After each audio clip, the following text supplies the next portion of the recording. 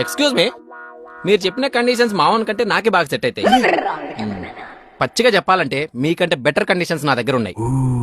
నాకు మీలాగే పెళ్ళైన తర్వాత అత్తకి మామకి బొమ్మాడికి వదినకి రెస్పెక్ట్ చేయడం చేత కాదు. ఓ పని చేద్దాం, నా పేరెంట్స్ కి నువ్వు రెస్పెక్ట్ చేయకు, నీ పేరెంట్స్ కి నేను రెస్పెక్ట్ ఇయ్య. నీ బతుకు నీది, నా బతుకు నాది.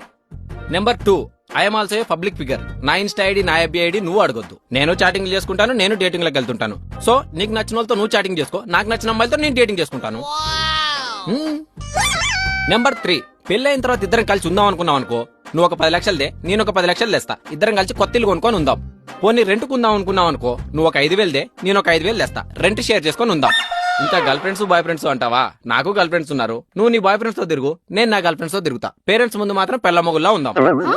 నెక్స్ట్, పబ్లిక్ ప్లేస్ లో పోవే రావే ఒసే గిసే అంటావా? అసలు పబ్లిక్ ప్లేస్ లో ఉన్నప్పుడు నువ్వు నా పెళ్ళమన్న విషయం మర్చిపోతా. నీకు నచ్చిన నువ్వు లైన్ వేసుకో, నాకు నచ్చిన దానికి నేను లైన్ వేసుకుంటా. ఏమంటావు? ఇక ఇంటి పని వంట పని అంటావా? పని మనిషిని పెట్టుకుంటే అయిపోయేది. దాని గురించి నేను పెద్దగా పట్టించుకోను. నెక్స్ట్, పిల్లల్ని ఇప్పుడు పోషించే శక్తి నాకు లేదు. నాకు చేతనైనప్పుడు 2 పిల్లల్ని దత్తత తెచ్చుకొని పెంచుకుంటా. నెంబర్ 6, ఇన్ని విషయాలు చెప్పిన తర్వాత నీకు అర్థమై ఉంటది నా గురించి నువ్వు పట్టించుకోవడానికి, నీ గురించి నీ పట్టించుకోవడానికి ఏమీ లేదని. అప్పుడు నువ్వు మల్లె పూలు పెట్టుకుంటావో ప్లాస్టిక్ పూలు పెట్టుకుంటావో నీ ఇష్టం. నేను బాధపడను, యాడవను, నీ గురించి ఆలోచించను. ఓకే? ఈ కండిషన్స్ అన్ని నీకు ఓకే అయితే మనం ఇప్పుడే పెళ్లి చేసుకుందాం.